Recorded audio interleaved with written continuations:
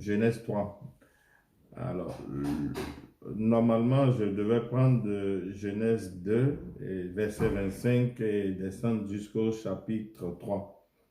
La Bible dit, l'homme et sa femme étaient tous deux nus et ils n'en avaient point honte.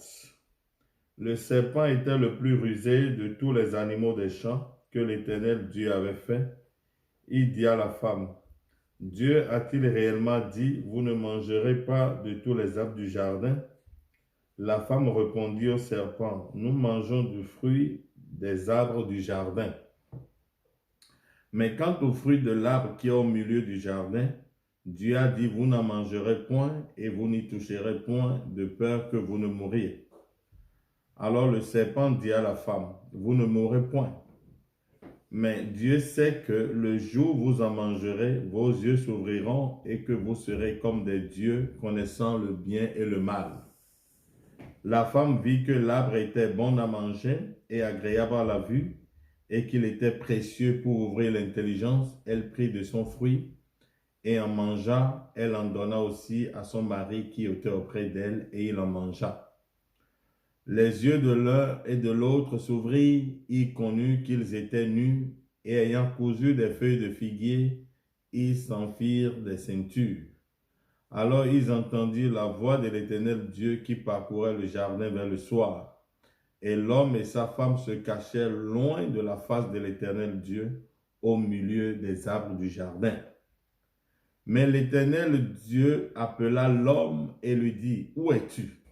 Il répondit, j'ai entendu ta voix dans le jardin et j'ai eu peur parce que je suis nu et je me suis caché. Ok. Et je me suis caché. Et l'Éternel Dieu dit, qui t'a appris que tu es nu? Est-ce que tu as mangé de l'arbre dont je t'avais défendu de manger? L'homme répondit, la femme que tu as mise auprès de moi m'a donné de l'arbre et j'en ai mangé. Et l'Éternel Dieu dit à la femme, pourquoi as-tu fait cela? La femme répondit, le serpent m'a séduite et j'en ai mangé. Donc ici, c'est le serpent qui a séduit la femme, hein? Et j'en ai mangé. L'Éternel Dieu dit au serpent, puisque tu as fait cela, tu seras maudit entre tout le bétail et entre tous les animaux des champs. Tu marcheras sur ton ventre et tu mangeras de la poussière tous les jours de ta vie.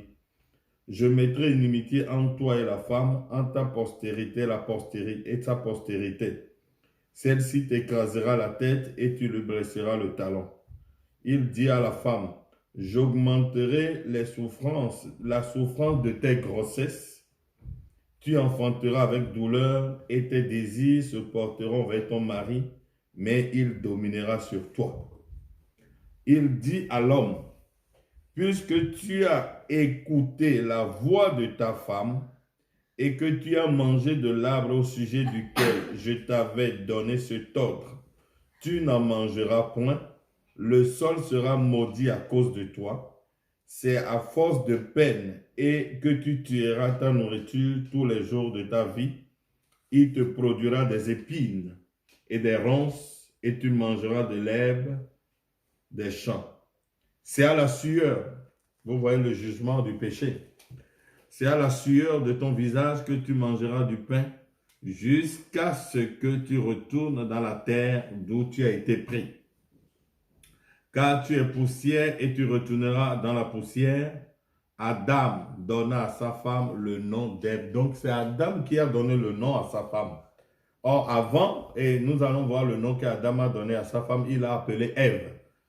Car elle a été la mère de tous les vivants. Donc à partir de cet instant, quand le péché est rentré, Ève est devenue la mère de tous les vivants.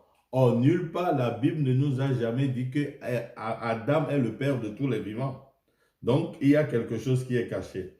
Donc, le verset 20 dit, Adam donna à sa femme le nom d'Ève. Donc, Ève signifie la mère de tous les vivants. L'Éternel Dieu dit fit à Adam et à sa femme des habits de peau et il les en revêtit. L'Éternel Dieu dit, voici l'homme est devenu comme l'un de nous pour la connaissance du bien et du mal. Empêchons-le maintenant d'avancer sa main, de prendre de l'arbre de vie et d'en manger et de vivre éternellement. Et l'Éternel Dieu le chassa du jardin d'Éden pour qu'il cultivât la terre où il avait été pris. C'est ainsi qu'il chassa Adam et il mit à l'orient du jardin d'Éden les chérubins qui agitent une épée flamboyante pour garder le chemin de l'arbre de vie. Donc nous voyons que ici, si vous suivez bien, vous allez voir que Dieu, quand il a créé l'homme, il avait placé en Éden. Et nous allons constater que le jardin d'Éden, le jardin est à l'Orient. Parce que la Bible dit que Dieu, le verset 8 du chapitre 2 dit que puis l'Éternel Dieu planta un jardin en Éden du côté de l'Orient. Donc il y avait un jardin en Éden. Donc il y a une grande région qui s'appelle l'Éden. Et à l'Orient, en Éden, parce que vous allez voir aussi que quand Caïn était né, plus tard, Caïn a pris sa sœur et il est allé habiter dans une autre région qui s'appelle Nod. Donc, il y avait la région qui s'appelle Nod, il y avait la région de l'Éden, et là, à l'Éden, Dieu a placé un jardin en Éden, à l'orient de l'Éden. Il avait placé un jardin, et là, Adam avait mis, et Dieu avait mis son premier fils qui était Adam. Et vous savez que Dieu a créé tout en 6 jours. Et le 6e jour, la Bible dit que Dieu s'est reposé. Or, nous tous, nous savons que le lieu, nous allons d'abord découvrir le lieu de repos de Dieu. Parce que Dieu, quand Dieu est un esprit, et Dieu pour se reposer, nous savons que Dieu ne se repose pas en l'air. Parce que si, pour comprendre qui est Dieu, nous devons aller dans Jean 4. Je crois que ceci est un enseignement que nous commençons maintenant. Nous allons aller doucement. Ça va prendre un peu de temps. Ça nous permettra de parcourir la Bible, de passer d'un verset à l'autre pour que nous puissions faire voir Dieu dans la Bible parce que Dieu est dans sa parole. Nous, comme nous avons l'habitude de le dire, vous ne pouvez pas trouver Dieu en dehors de la parole. Dieu est dans sa parole. Il est la parole parce qu'il est écrit, au commencement était la parole était avec Dieu et la parole était Dieu. Et Jean 1,14 dit que et la parole s'est fait chair. Donc quand la parole s'est faite chair, on l'a appelé Jésus. Donc la parole est Dieu lui-même. Vous ne pouvez pas dissocier Dieu de la parole. Quand vous cherchez Dieu, vous devez venir à la parole. Tout ce que vous voulez faire dans votre vie doit passer par la parole. Si vous voulez prier, vous devez d'abord commencer par la parole. Même la prière doit être basée sur la parole. Si la prière n'est pas basée sur la parole, c'est une prière en vain et en l'air. Si vous cherchez quoi que ce soit, vous voulez avoir quoi que ce soit auprès de Dieu, vous devez passer par la parole. Vous devez avoir un verset. Vous devez avoir une écriture sur laquelle vous devez vous reposer pour avoir quelque chose chez Dieu. Et souvent, nous prenons l'exemple de si nous allons prier pour un malade. Nous disons, nous n'allons pas en aventure pour dire Seigneur guéris. Non, nous disons Seigneur, selon ce qui est écrit dans ta parole, où tu as dit ceci, tu as dit, ah, par tes maîtresses, nous avons été guéris. Non, je suis l'Éternel ton Dieu je suis l'Éternel ton Dieu qui te guérit de toutes tes maladies. Alors nous présentons la parole parce que Dieu est obligé envers sa parole. Dieu n'est pas obligé envers l'homme. Dieu est obligé envers sa parole. Dieu est obligé à accomplir sa parole. Alors quand vous amenez la parole à Dieu, quand vous lui présentez sa parole, étant lui-même la parole, il est obligé envers sa parole d'accomplir sa propre parole. Parce que Jésus a dit, le ciel et la terre passeront, mais la parole ne passera pas. La parole va rester. La parole est Dieu. Hein? La parole est Dieu. La parole, c'est Dieu lui-même. Vous ne pouvez pas dissocier. Et si vous voyez comment David priait, David, pour prier, il prenait les Écritures. Ici, c'est comme une réunion de famille. Et nous sommes en train de parler autour de la table. Vous allez voir, David prenait les Écritures et il commençait par dire Dieu, oh, tu as marché avec nos pères. Tu les as portés, ils ont traversé la mer Rouge. Ils ont fait ceci. Il rappelle à Dieu ce que Dieu avait déjà fait, pour lui montrer sa grandeur, ce qu'il était avec Moïse. Il le ramène maintenant dans son jour. Il dit, si tu l'as fait avec nos pères, tu es le même Dieu, parce qu'il est écrit dans le livre que tu ne changes pas. Alors, comme Dieu ne change pas, il est obligé d'accomplir sa parole envers nous si nous venons dans les mêmes conditions dans lesquelles nos pères sont venus. Parce que nous parlons aussi, comme j'ai dit que nous allons parcourir un peu les Écritures. Vous voyez Pierre, quand Jésus lui avait dit de pécher, il dit, Seigneur, nous avons péché toute la nuit, nous n'avons rien pris. Mais sur ta parole, comme c'est Jésus, la parole qui a dit à Pierre de faire ça, Pierre l'a fait. Et nous allons essayer de focaliser votre attention sur la parole, afin que la parole soit votre absolu. Parce que si la parole n'est pas votre absolu, vous allez finir par recevoir des esprits impurs. Parce que même quand vous allez prier, vous devez avoir comme point de repos, un lieu de repos. Vous devez avoir comme point de chute la parole. Vous savez, un jour, je n'ai pas oublié mon sujet, nous allons parler d'Adam et Ève, le fruit qui a été mangé en Éden. J'ai dit que nous allons parcourir toute la Bible, petit à petit. Nous n'allons pas finir tout aujourd'hui. Vous allez voir qu'un jour, Jésus avait renvoyé ses disciples. Il leur a dit de partir. Et quand les disciples étaient rentrés dans la barque, pendant qu'ils allaient, ils étaient dans la barque, ils étaient contents, ils témoignaient de la réunion que Jésus avait faite. Et Jésus était resté en haut là-bas pour prier. Et la Bible dit que vers la 4e veille, si je me rappelle bien de la nuit, qu'est-ce qui s'est passé? Jésus a commencé par venir vers eux, marchant sur les eaux. Et quand les disciples l'ont vu, ils ont dit, ah, ça c'est un fantôme qui arrive. Comment? Ils ont commencé par crier. C'est un fantôme parce qu'ils ont vu Jésus qui marchait sur les eaux. Il y avait l'obscurité. Ils ne pouvaient pas bien distinguer la parole parce qu'il y avait encore l'obscurité. C'est pourquoi nous essayons d'ôter l'obscurité afin que nous puissions voir la parole correctement. Il faut voir la parole. C'est pourquoi dans le livre de la Genèse, quand il y avait l'obscurité, la première chose que Dieu avait créée, il avait dit que la lumière soit. Parce que la lumière va ôter les ténèbres afin que nous puissions voir la parole.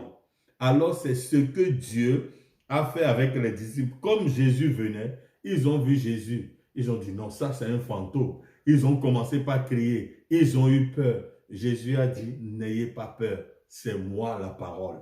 Alors quand Jésus lui a dit, c'est moi la parole, Pierre a dit, alors si c'est toi, maître, permets à ce que moi aussi je marche sur les eaux.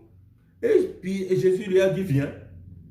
Et la Bible dit que Pierre a commencé à marcher correctement aussi longtemps que Pierre, je vais attirer votre attention sur quelque chose, aussi longtemps que Pierre avait les regards fixés sur Jésus, la parole, n'oubliez pas, Jésus, il est la parole faite chair. Donc Pierre obéissait à un ordre venant de la parole. Et aussi longtemps que Pierre regardait à Jésus, qui était la parole, qui est la parole, non pas qu'il était, il est la parole, aussi longtemps qu'il regardait Jésus, il n'avait pas peur, il marchait sans problème, parce qu'il regardait la parole, parce que c'est la parole qui a dit, aussi longtemps que vous vous reposez sur la parole, vous avancez. Mais Pierre, à un certain moment, il a commencé par regarder les vagues. Quand il a commencé par regarder les vagues, il a détourné les regards de la parole et il a commencé par regarder les vagues. Alors il a eu peur. Donc le problème, nous ne devons pas regarder les tumultes des eaux. Or, la Bible dit que les eaux, ce sont les peuples. Ah, toi, non, cette maladie, si tu ne seras pas guéri. Ah, oh, j'ai appris que quelqu'un avait le cancer, il est mort. Toi, si tu as le cancer, tu vas mourir. Oh, j'ai appris que tu as ceci, tu vas mourir. Mais là, vous êtes en train d'écouter la voix des eaux, les tumultes de l'eau, les tempêtes de l'eau, le bruit des vagues. Vous devez regarder à ce que la parole dit. La parole dit quoi? Je suis l'Éternel, ton Dieu, qui te guérit de toutes tes maladies.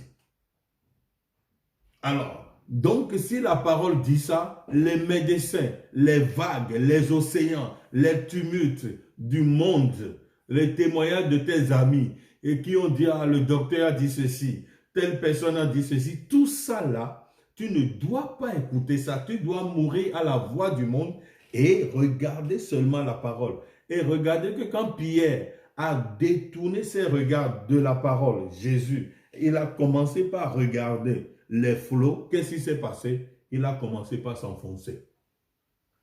Et alors, qu'est-ce qui s'est passé? Jésus était obligé de le reprendre. Vous voyez? Donc, ce que je vais attirer votre attention là-dessus, c'est que vous devez avoir toujours les regards fixés sur la parole. En toute chose, vous devez commencer par la parole et finir avec la parole. Autrement, si vous détournez les regards de la parole, vous aurez des problèmes. Oh, j'ai appris là-bas, oh, que telle personne, elle est stérile, elle ne peut pas avoir d'enfant. Mais regarde dans la parole. Hein, j'ai toujours pris l'exemple de Anne. Vous connaissez Anne. Anne dans la Bible, la maman de Samuel. Qu'est-ce qu'il a été dit? Elle était stérile. Elle n'avait pas d'enfant. On se moquait d'elle, on se riait d'elle. Mais qu'est-ce qu'elle a fait? Elle est allée devant l'Éternel. Peut-être que les docteurs ont dit, ah, c'est fini pour toi. Ah, l'ovule ne fonctionne pas bien, les trompes ne fonctionnent pas bien, tu ne peux pas avoir d'enfant, ceci ne va pas fonctionner, ceci ne va pas bien. Mais qu'est-ce que Anne a fait? Anne a rappelé à Dieu que, oh, Sarah était stérile, mais Sarah a eu d'enfants. Anne a présenté ça devant Dieu. Anne est allée prendre l'image de Rachel. Il a présenté ça devant Dieu. Il a pris l'image de Rebecca, la maman de... Mais il semble que Rebecca, c'est la femme d'Isaac, si je me rappelle bien, parce que les noms sont tellement...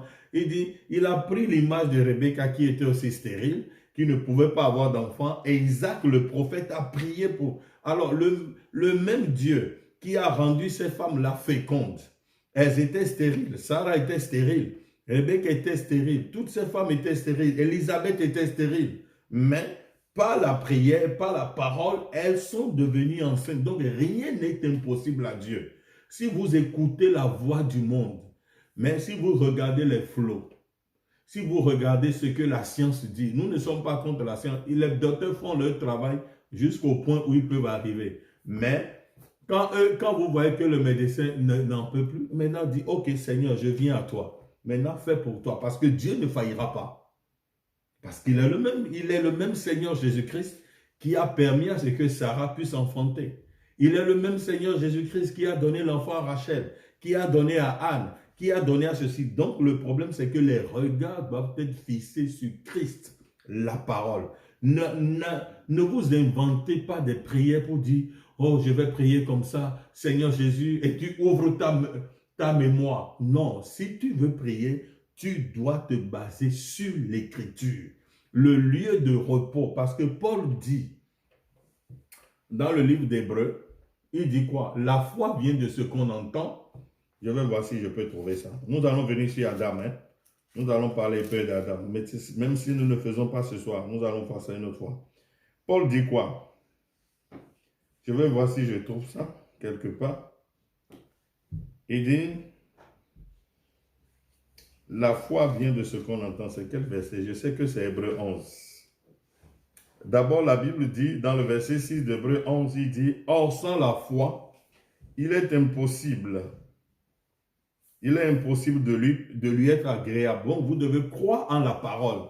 Et c'est un absolu. La parole doit être votre absolu en tout temps et en tout lieu. Ce que nous essayons de faire, c'est de vous ramener à la parole. Parce que votre foi doit être basée sur la parole de Dieu. Sans ça, vous ne pouvez rien faire. Vous ne pouvez rien faire aujourd'hui sans la parole. Le monde a laissé la parole. Mais nous ne devons pas, nous devons retourner à la parole parce que c'est le point central de toute vie. Si vous rejetez la parole, vous rentrez dans le chaos. Vous n'allez jamais avoir de solution. Et je dis bien, quand vous priez, n'allez pas ouvrir votre esprit en l'air pour dire je prie. Vous devez, tout ce que vous demandez à Dieu doit avoir une écriture. Si vous ne vous appuyez pas sur une écriture, alors vous allez ramasser des esprits. C'est là que vous allez voir les gens sortent des jeûnes, les gens sortent des prières et qu'est-ce qu'ils ramassent? Ils ramassent des démons. Ils vont pour prier, quand ils reviennent, ils deviennent des maisons de légion. Parce qu'ils ne sont pas partis sur la bonne base des Écritures. Nous avons vu des gens qui sont allés faire des prières de 40 jours, de 30 jours, de 20 jours, de 7 jours. Quand ils sont revenus, ils sont remplis de démons. Pourquoi? Parce qu'ils n'avaient pas une base scripturaire. Or, vous devez avoir une écriture. Vous devez partir sur une écriture. On ne parle pas comme ça pour dire je vais aller prier, je vais aller faire ceci. Sur quelle base êtes-vous passé? Sur quelle promesse? Vous devez avoir une promesse. Vous devez vous tenir sur une promesse. Qu'est-ce que tu veux? Qu'est-ce que tu veux que Dieu te fasse?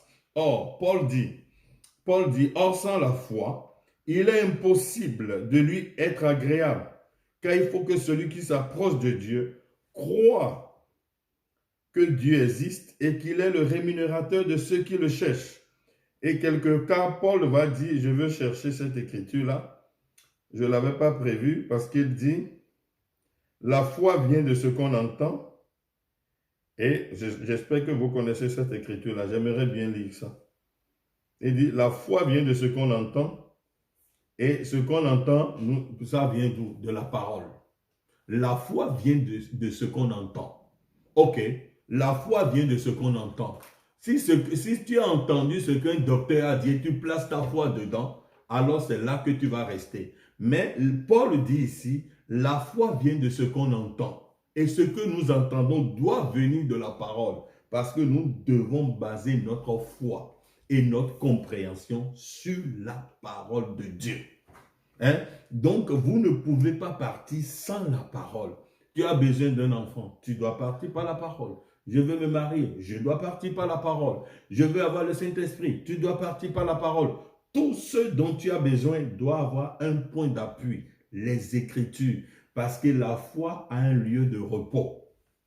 Et le seul lieu de repos de la foi, c'est la parole, parce que c'est là que vous trouvez Dieu.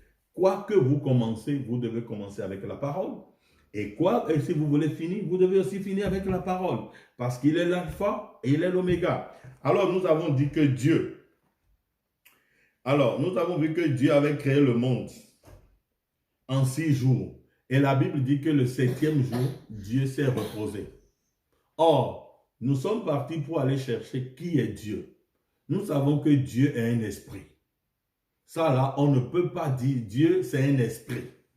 Qu'on ne vous trompe pas. Quand nous parlons du Saint-Esprit, quand nous parlons de Dieu, nous sommes en train de parler d'un esprit. Il est un esprit. Comme Satan aussi, c'est un esprit. Les deux ce sont des esprits. Et la Bible dit que Dieu, le repos, le lieu de repos. Alors nous allons lire, parce que c'est Jésus qui dit à la femme samaritaine. Il me semble que c'est de Jean 4, oui. Jean 4, quand Jésus parlait avec la femme samaritaine, il dit quoi? Et ils ont eu une belle discussion. Et Jésus dit à la femme samaritaine, quelque part au verset...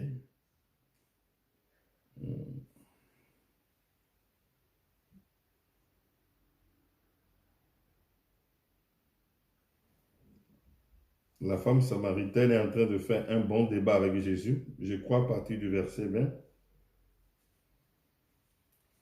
Il dit, la femme dit à Jésus, nos pères ont adoré sur cette montagne, Jean 4 à partir du verset 20, nos pères ont adoré sur cette montagne, et vous dites que vous êtes le lieu, et vous dites que le lieu où il faut adorer est à Jérusalem.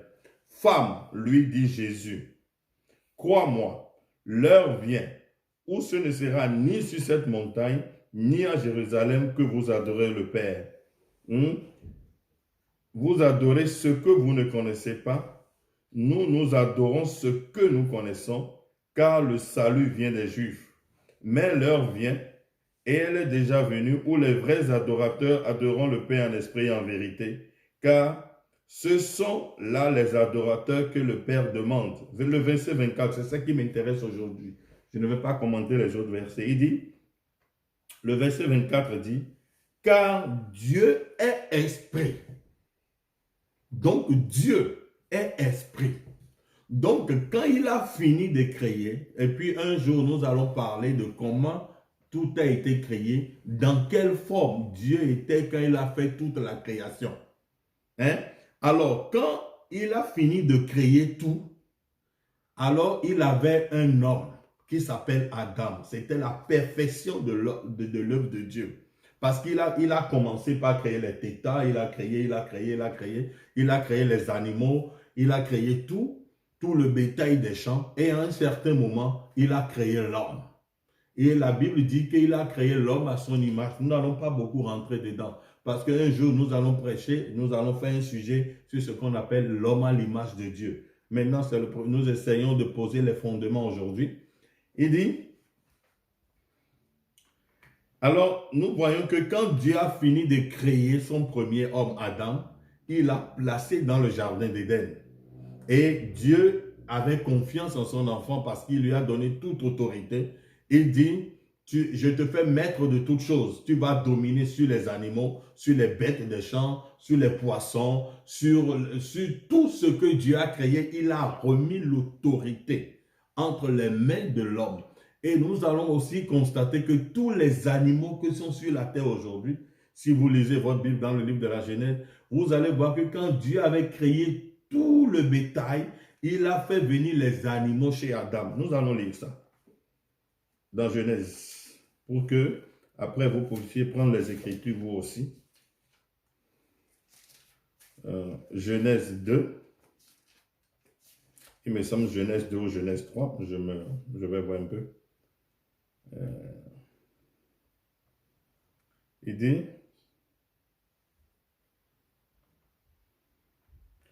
dans le Genèse 2 à partir du verset 18, je dis que ce que je suis en train de dire ici, nous sommes en train de poser les préliminaires, nous ne rentrons pas encore dans la profondeur de beaucoup de choses. Nous allons essayer de faire ça pour que les profondeurs soient aussi étudiées. Mais ceci, c'est pour poser des bases. Il dit, Genèse 2 à partir du verset 18.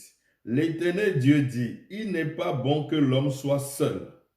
Je lui ferai une aide semblable à lui. Alors Dieu a vu que Adam était seul. Et il voulait lui faire une aide semblable à lui.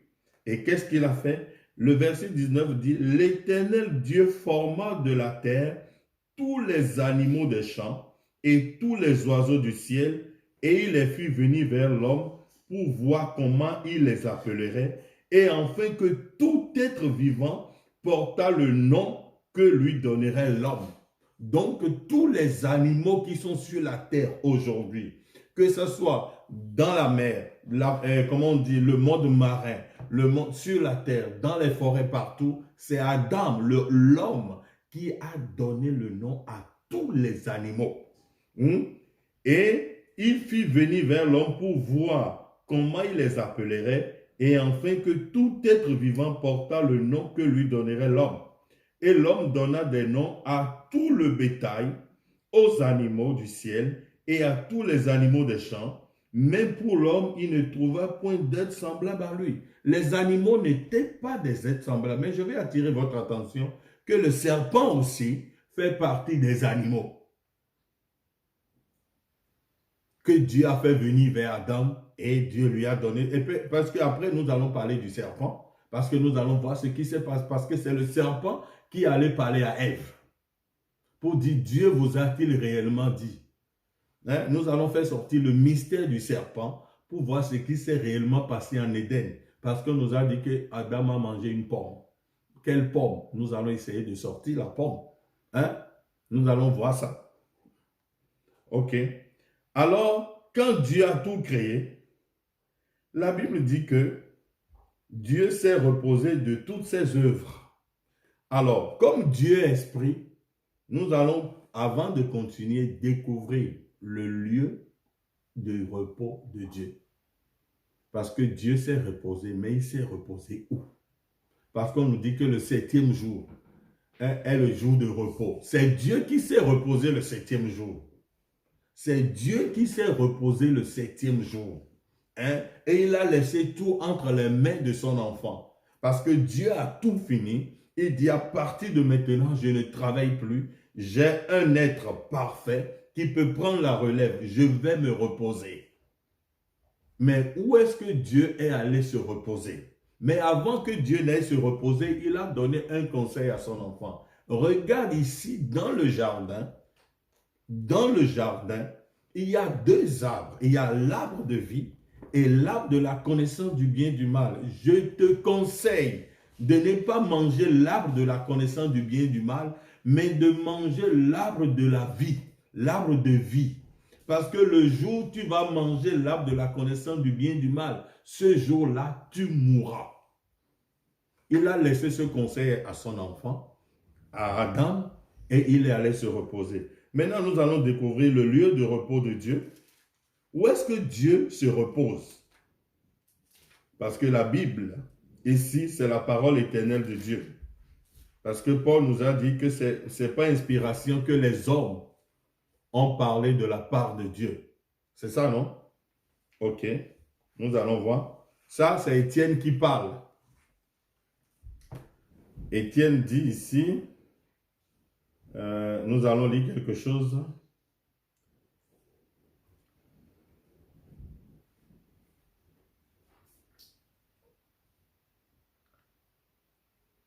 Donc, il dit,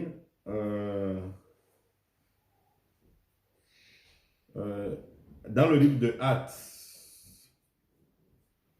7, 47, il dit, ce fut Salomon qui lui bâtit une maison. Donc, Salomon a bâti une maison à Dieu. Mais le Très-Haut n'habite pas dans ce qui est fait de main d'homme, comme dit le prophète. Le ciel est mon trône et la terre mon marchepied. Quelle maison me bâtirez-vous, dit le Seigneur, ou quel sera le lieu de mon repos? N'est-ce pas ma main qui a fait toutes ces choses? Donc, ici, on est en train de nous dire que le lieu de repos de Dieu, ce n'est pas un tabernacle de 4 murs. Mais si vous lisez bien la Bible, vous allez comprendre que plus tard, Paul va nous dire que le lieu de repos de Dieu, le lieu de repos du Saint-Esprit, c'est l'homme. C'est l'homme. Dieu habite dans l'homme. Dieu habite dans le cœur de l'homme parce que c'est un esprit. Et là où vous êtes en tant qu'être, vous êtes triple. Vous avez un corps, ce que nous voyons, vous avez l'esprit et vous avez l'âme. Et Dieu habite dans l'âme. C'est là que Dieu habite. Donc, en Éden, quand on dit que Dieu allait se reposer dans son enfant. Je sais que ça va poser beaucoup de questions.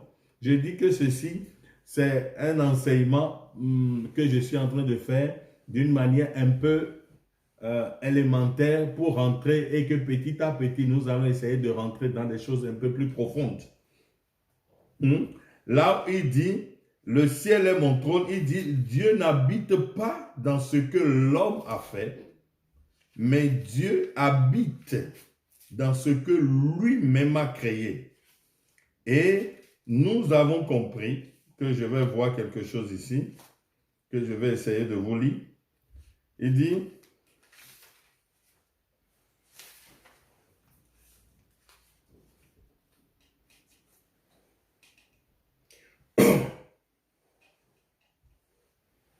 dit, mais le Très-Haut n'habite pas dans ce qui est fait de main d'homme, comme dit le prophète. Le ciel est mon trône et la terre mon marchepied. Quelle maison me bâtirez-vous, dit le Seigneur, ou quel sera le lieu de mon repos? N'est-ce pas ma main? N'est-ce pas ma main? Nous sommes dans Genèse, Actes 7, 46 à 51. Il dit, n'est-ce pas ma main qui a fait toutes ces choses, homme au cou raide, incirconcis de cœur et d'oreilles? Vous vous opposez toujours au Saint-Esprit. Ce que vos pères ont été, vous l'êtes aussi. Hein? Donc, le lieu de repos de Dieu, ce n'est pas un temple, ce n'est pas un lieu, ce n'est pas une église, mais le lieu de repos de Dieu, c'est l'homme. Donc, quand Dieu allait se reposer le 7e jour, il est rentré dans son Fils parce que Adam était l'œuvre parfaite de Dieu. Et Dieu allait se reposer, il est rentré dans son enfant et dit, maintenant, j'ai un commandant qui peut commander toute la terre. Et il a laissé tout, et il est allé se reposer. Et pendant que Dieu se reposait, il a laissé le commandement de la création de tout, parce qu'Adam devait gérer toutes choses, et qu'elle a laissé tout à Adam, Adam et sa femme. Parce que remarquez, quand je lisais tout à l'heure, j'ai dit que c'est le péché, c'est après le péché qu'Adam a donné le nom à sa femme.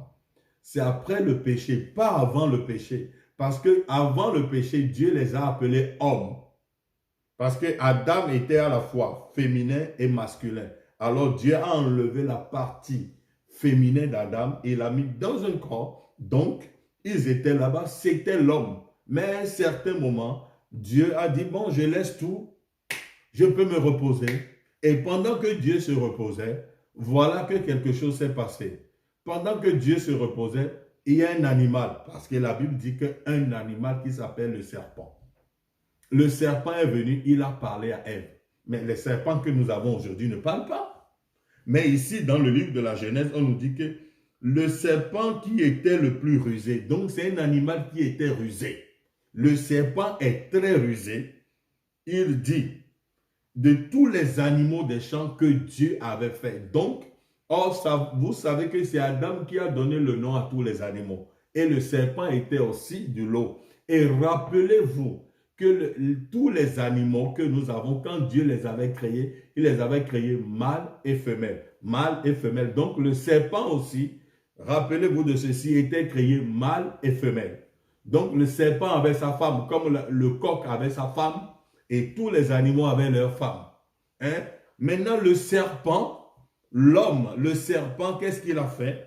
Il dit, la Bible dit, le serpent était le plus rusé de tous les animaux des champs. Donc, dans tous les animaux qui étaient dans les champs, le plus rusé et le plus intelligent, c'était le serpent.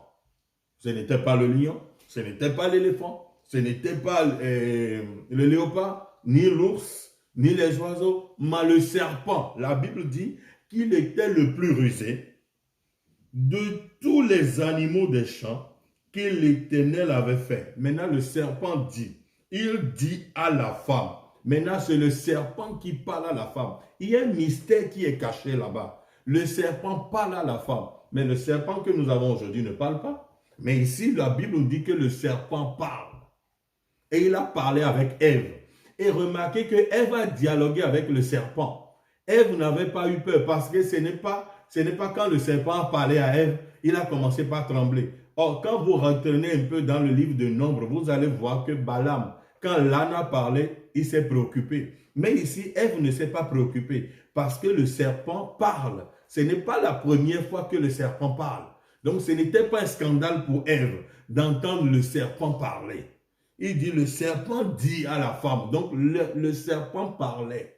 Et il dit à la femme, Dieu a-t-il réellement dit, vous ne mangerez pas de tous les arbres du jardin?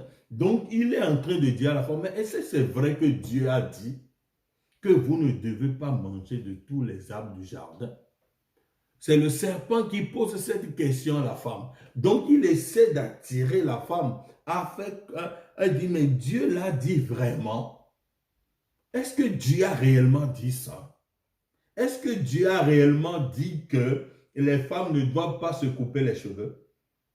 Est-ce que Dieu a réellement dit que la femme, on ne doit pas voler? Est-ce que Dieu a réellement dit que la femme ne doit pas prêcher?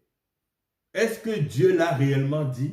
Nous allons aller dans ce sujet, nous n'allons pas aborder beaucoup de choses aujourd'hui. Mon attention, c'est d'attirer mon but ce soir, c'est d'attirer votre attention sur les Écritures. Parce que sans la parole, vous ne pouvez rien faire. Vous trouvez votre joie seulement dans la parole.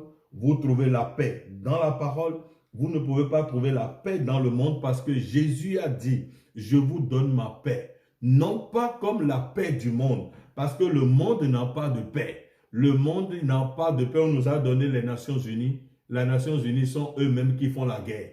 L'OMS, pour faire quoi? Pour faire la maladie, mais c'est l'OMS même qui produit les maladies dans le monde. Donc la seule chose qui reste, c'est la parole. C'est pourquoi le prophète de Dieu, Branham, il dit, vous devez retourner à la parole. vous devez croire la guérison divine. Sans ça, vous ne pouvez aller nulle part. Que Dieu vous bénisse. Nous allons continuer prochainement. Nous allons approfondir ceci. Nous allons voir ce qui s'est passé avec Ève dans le jardin d'Éden. Nous allons essayer d'approfondir ces choses. Mais ma préoccupation de ce soir, c'est de vous amener, quoique tout ce dont vous avez besoin, retournez à la parole. Tout ce dont vous avez besoin, retournez aux Écritures. Priez, revenez à l'Écriture. Tout ce dont vous avez besoin, que la parole soit le point central. Parce que j'ai toujours dit que dans le désert, quand Moïse avait fait sortir les enfants d'Israël et qu'ils ont quitté l'Égypte pour aller à Canaan, il n'avait pas ministre de la santé, gouvernement. Ministre de la santé, c'est toi. Non, ministre de l'économie, c'est toi. Moïse, ministre des finances, c'est toi. Ministre de ceci, c'est toi. Moïse était tout, le prophète. Or, nous savons que le prophète, c'est Dieu lui-même. Hein? Nous savons que le prophète, c'est Dieu. Vous allez dire, frère, Moïse, c'était Dieu au milieu de son peuple. Et quand le peuple avait besoin quand le peuple avait faim, ils allaient, c'est Moïse. Moïse, on a faim. Et Moïse devait pourvoir du pain. Moïse, on a soif. Moïse devait donner de l'eau. Moïse, quelqu'un est malade. Moïse donnait son bâton. Ah, la femme, s'il veut enfanter, elle n'arrive pas à pousser. Et qu'est-ce que Moïse disait? Moïse dit, prenez mon bâton, allez mettre ça sur la femme et dites, l'Éternel ton Dieu. L'Éternel ton Dieu te guérit. Et la femme pouvait enfanter sans problème. Ils avaient besoin des habits. D'ailleurs, même avec Moïse, leurs habits n'étaient pas déchirés. Les chaussures n'étaient pas usées. Parce que c'était le bon président, le vrai roi. C'était Dieu lui-même qui conduisait son peuple. Et c'est là que nous devons revenir à la parole. Parce que le prophète, William Branham dit, le prophète de Dieu est la parole à laquelle vous ne pouvez ni ajouter ni retrancher. Donc, retournez aux Écritures, retournez à la parole. Et là, vous allez tout avoir. Mon objectif, c'est de vous ramener aux Écritures. N'allez pas en l'air et que Dieu vous bénisse.